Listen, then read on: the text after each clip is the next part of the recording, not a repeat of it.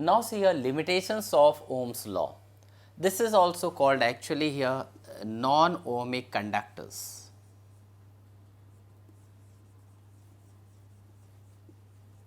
It means where Ohm's law gets failed. If those conductors which do not obey Ohm's law are called non-ohmic conductors, examples are we can take here in that here semiconductor diode, we can take here the liquid electrolyte, etc.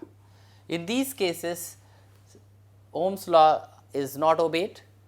So, now if Ohm's law is not being obeyed, then obviously V upon I will not be here remain constant, but here all materials obey this is Ohm's law, that is there is a V is proportional to I.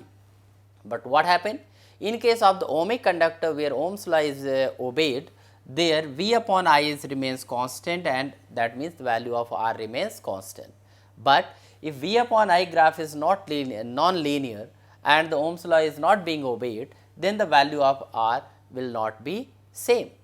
So, now let us discuss in certain cases. Suppose the temperature is not constant. If the temperature is not constant, then the VI relation is you will be getting V and I over here, and the VI relation is something like this. The actual graph should be here a straight line.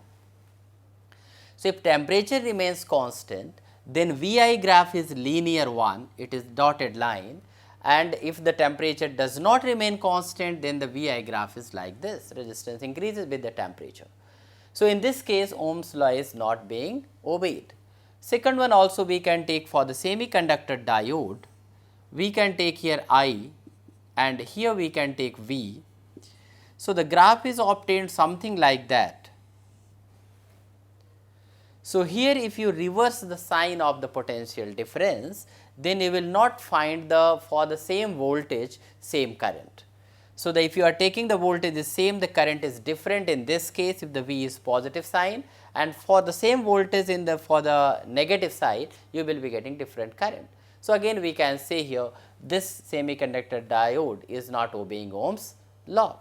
Another one material is also taken here in that case, that is called gallium arsenide. For that IV graph is obtained in this way like this. You will be getting here the for the same value of current you will be getting two values of the potential difference, but it is not possible if the Ohm's law is being obeyed. So, this material is actually gallium arsenide. So, for the gallium arsenide also Ohm's law is not being obeyed. So, these are the limitations of the Ohm's law, or you can say these are the cases where Ohm's law is not being obeyed.